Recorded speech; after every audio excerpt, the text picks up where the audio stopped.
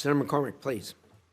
Thank you, Mr. Chairman, and thank you to a great panel appearing before us. I want to start with you, Ambassador Johnson. It was great to meet you the other day. We discussed fentanyl overdoses in Pennsylvania and the huge problem it's created. The Mexican government, I think we agree, needs to do more, and I think your experience in the military and intelligence in the region will help a lot.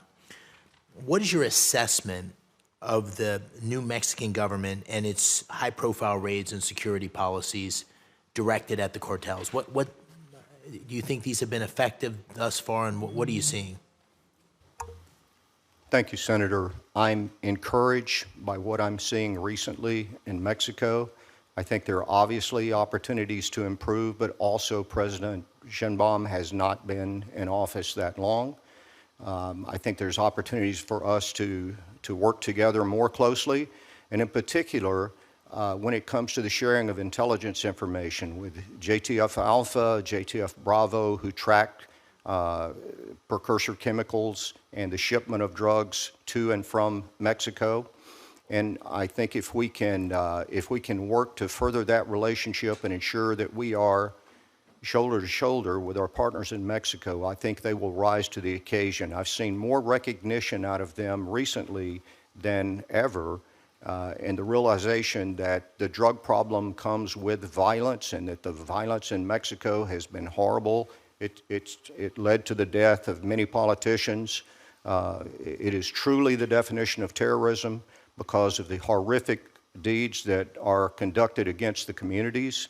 And I think there's a lot of Mexican people that are not, they're not corrupted by the money, they're coerced by the fear of what will happen to their family if they don't look the other way or provide support in some way to the cartels.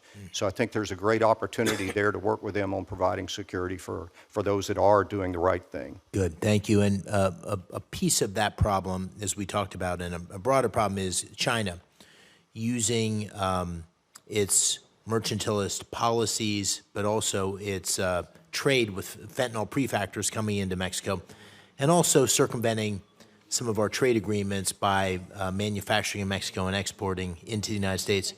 Would you care to comment on what role you would hope to play in influencing Mexico and its relationship with China? Yes, sir. Thank you for that. I'm also encouraged by what President Sheinbaum has said about prioritizing relationships.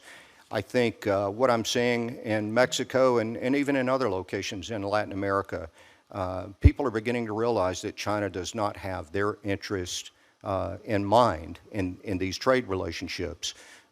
One thing that I've used effectively, and I think it would also be effective in Mexico, is to look at where China is geographically located and where Latin America is. And there's nothing that they're finding in Latin America that they couldn't find in Asia or even on the African continent. The only reason for being in Latin America is because it's an irritant to the free nations in the Western Hemisphere. Yep. And I think they're beginning to realize that, and I think there's opportunities if we just continue to highlight that and talk to the governments. I mean, if a democracy fails in the Western Hemisphere, China celebrates. If a democracy becomes safer, more secure, stronger, with opportunities for its own people, we become stronger here in the United States, as do they. So that's, thank you. That's my idea. Good. And speaking of stronger, safer democracies, Ambassador Glass, on Japan, as you know, Japan has recently made significant decisions to invest further in defense to combat China's expansionist policy as well as North Korea. How do you expect the United States to deepen its defense ties with Japan in a way that would meet our goals, President Trump's goals of peace through strength? Senator, thank you very much for the question, and that clearly is probably the greatest priority I have as I go over there, if confirmed. If confirmed, one of the functions that we're working with the Japanese right now that we can certainly improve upon and focus is the multilateral relationships that they have with other countries, specifically Korea and the Philippines.